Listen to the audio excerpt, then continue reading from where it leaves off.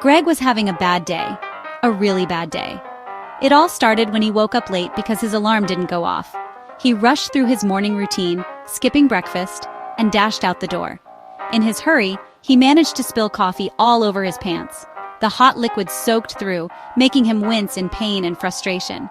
He was late for work, and the clock seemed to mock him as he sprinted to the office. Every tick of the second hand felt like a reminder of how behind he was. When he finally arrived, his boss was not happy. The stern look on his boss's face was enough to make Greg's stomach churn. He got an earful about punctuality and responsibility. As he tried to navigate through the crowded office, it seemed like everyone was in his way. People bumped into him, adding to his already sour mood. The noise level was unbearable. Colleagues were talking loudly, laughing, and making it impossible for him to concentrate. It was as if they were doing it on purpose. Greg just wanted to be left alone. He found a quiet corner and sat at his desk, hoping to get some work done without any more interruptions.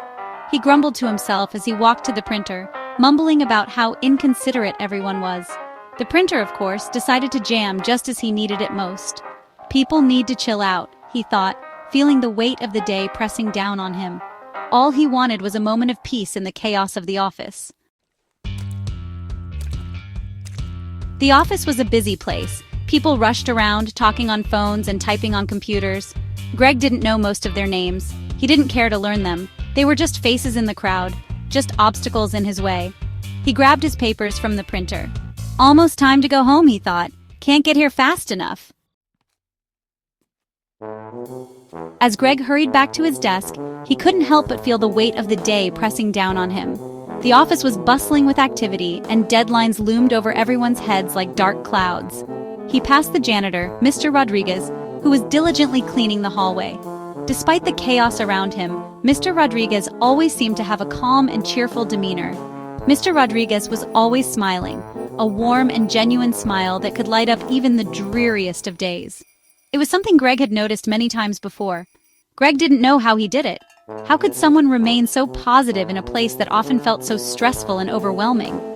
As Greg walked by, Mr. Rodriguez looked up and said, "That's a nice scarf." His voice was kind and sincere, cutting through the noise of the office. He pointed at the blue and green striped scarf Greg was wearing, a scarf that Greg's grandmother had knitted for him years ago. It was a simple gesture, but it meant a lot to Greg. "It reminds me of the ocean," Mr. Rodriguez continued, his eyes twinkling with a distant memory. Greg was taken aback by the unexpected compliment. No one had ever complimented his scarf before. It was a small thing, but it made Greg feel seen and appreciated in a way he hadn't felt in a long time. He mumbled a thank you, feeling a bit shy and embarrassed, and hurried away. But as he walked back to his desk, he couldn't help but smile. A kind word from Mr. Rodriguez had brightened his entire day. Greg couldn't stop thinking about Mr. Rodriguez's words.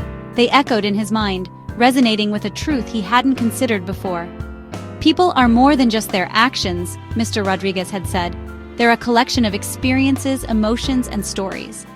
It was such a small thing, but it made him feel nice. A warmth spread through him, a gentle reminder that kindness existed in the world, even in the smallest gestures. He looked around the office. The usual hustle and bustle seemed different today, almost as if a new light had been cast over everything. People weren't so bad after all.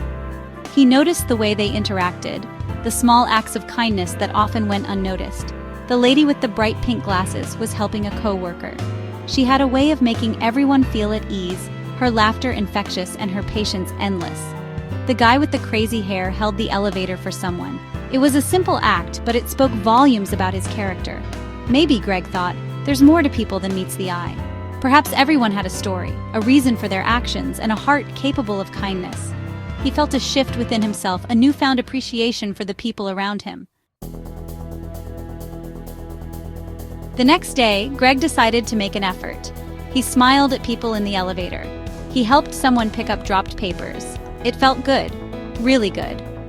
Greg realized that a little kindness went a long way. And it all started with a simple compliment about a scarf.